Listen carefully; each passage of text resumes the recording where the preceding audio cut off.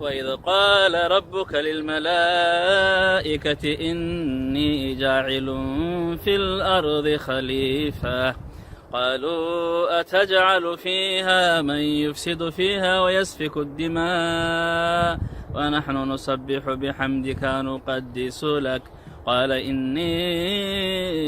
أعلم ما لا تعلمون. الله سبحانه وتعالى wuxuu aayadaasi ku leeyahay marka uu aadam abuurayay inuu malaa'igta ku yiri yaanihi inni jaa'ilun fil ardi khalifa waxaan abuurayaa oo aan yeelayaa arradaasna aan u samaynayaa kuwa khulafa ah oo markaasi arrada maxaan ku dhahay wakiil ka ah ama maxaan ku dhahay yaanihi loo abuuro markaasay waxay dhaheen qaalu ataj'alu fiiha man yufsidu fiiha ilaahu ما واحد معناها الرضا سيالي صار لحظة من يفسد فيها عد مركاسي فسهادسة أو ويسفك الدماء ليقنا كدادسة وجددنا وحيتها مركا فسهادك أقول إلهي تبارك وتعالى مرأة المركو ومداسي أبوري واتو النبي أصدره أما أصدري وحاد أكتهي نبي الله آدم وحي أو دلي كدب muddadii fogeed ee markaasi u dhaxaysay asaga iyo maxaan ku dhahay yaanihi risaaladii ku xigtay inta u dhaxaysay ummadda markay xoogaa yar weecatay oo leexatay oo Allah subhanahu wa ta'ala wadadiisa ka leexatay inuu Allah tabaaraka wa ta'ala u soo diray markiiba waa maxay awwal rasuulin arsalahu Allah subhanahu wa ta'ala an-nuh nabi Allah nuh u soo diray alayhi salaam nabi Allah nuh ujeedada loo soo diray waxay ahayd waa maxay ummad macnaha leexatay inuu soo celiyo ujeedada sidaas ay ahayd waxaa dhacday amarkiisa Allah subhanahu wa ta'ala ee rasuulka soo diray yaani in la qaato wadaduu rabay qayb ayaa yeeshay qaybna way diiday bal waxa ugu cajiibsan waa maxay in xaaskiisa asaga xaaskiisa ee cunigow dhalay yaani inay diideen ay qaadan waayeen ilaahina tabaaraka wa ta'ala wuxuu yiri waxaan yaani farnay yaani nuux aan u sheegno waxyaanoo farnay inuu sameeyo doon oo ka sameeyay waa maxay halkee yaani doon inuu sameeyo weyn oo markaas yaani ku badbaado ajiib wa kullama marra alayhi mala'un min qawmihi sakhiru minhu marka doon meel weyn oo barxad banaan ah lagu sameeynaya yaani waa wax la yaab leh doon waxa loogu talagalay biyaha sida darteeda macnaha diidma ay diidan yihiin nuux iyo risaaladii alle inay qaataan diidma ay diidan yihiin ayaa maxaan ku dhahay waxay gaareen maxay inay ku jeesjeesaan marka u fiirso wa kullama marra alayhi mala mar alla markay soo maran agtiisa nabi ilaahi nuux yaanihi sakhiru minhu ku jeesjeesaan ayagoo qoslayo la yaabano dhahay war hadana maanta meeshaan u maraya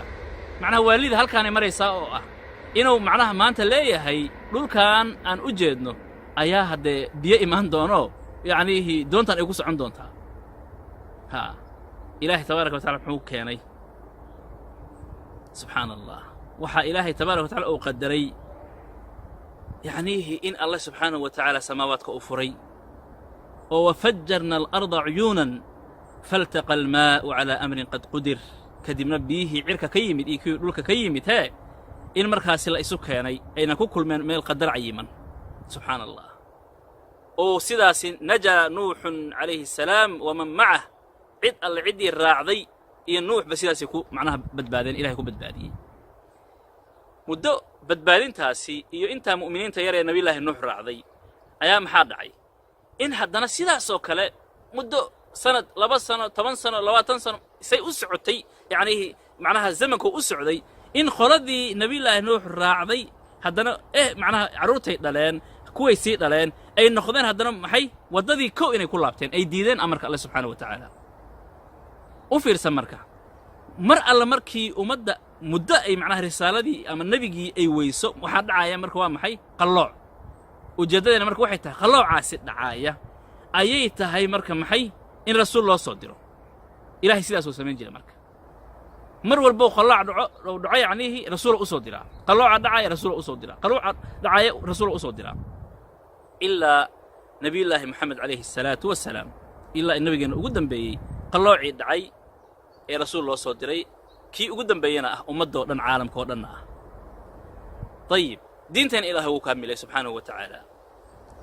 waxaa marka sidaa la mid ah qofka mu'minka ah maadaama aynan jirin rasuul dambana la soo diri doonin meesha waxaa marka kaaga cad iimaankiina la og yahay yacni inuu yahay mid nusqaamo mid daciifa ee mid haddana ziyaado uu yahay in aad u baahan tahay wax ku toosiya muddoba kadibba yacni muddo kadibba wax ku toosiya ku xasuusiya ayaad u baahan tahay sidaa darteed alle tabaaraka wa tacaala qur-aankiisa wuxuu aga dhigay maxay mid maalin walbaad akhriso ama macnaha aad dhegaysato in wax maanta cusub maxna wax kugu cusub oo kale inuu yahay waxaa la doonayaa marka qur-aanka ilaahay tabaaraka wa tacaala qofka inuu marka dhegaysto muxaadaraadka dhegaysto wacdiga dhegaysto si qalbigiisa uunan u noqon mid qaasi ah diida amarka alle subxaanahu wa tacaala maxaa yeelay wax walboo aad laasimto aad joogtayso qalbigaada wuu la qabsadaa nafsadaada la qabsata kadibna qofka sidaasuu ku dhumaa maxaa yeelay wax ku soo celiya ma lihid iimaankana wuu daciifaa ilaane si aad u hesha marka wax ku soo celiya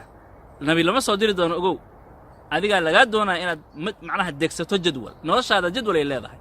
waxaad og tahay dantaada maadaama noloshaada iyo dantaada ay jadwalo leeyihiin aad og tahay isku day in jadwalkaada aad ku darsato markuu iimaankayga daciifi rabo ama nusqaami rabo waxaan samaynayaa waxa iyo waxa ayaan samaynayaa macnaha sida la imow sidaa dheh macnaha jadwalka marka aad sidaas samaysato ilaahay subxaanahu wa tacaala waxaa u dhowdahay inuu ku badbaadiyo qalbigaada oo nuuriyo muddo kadibba yacni maxaa yeele adigaa dalbay wixiina sameeyey ilaahayna ha nagu sugo subxaanahu wa tacaala diintiisa qalbigeennan allah tabaaraka wa tacala ha noo nuuriyo xilli walba wassalaamu calaykum waraxmat ullaahi wabarakaatuh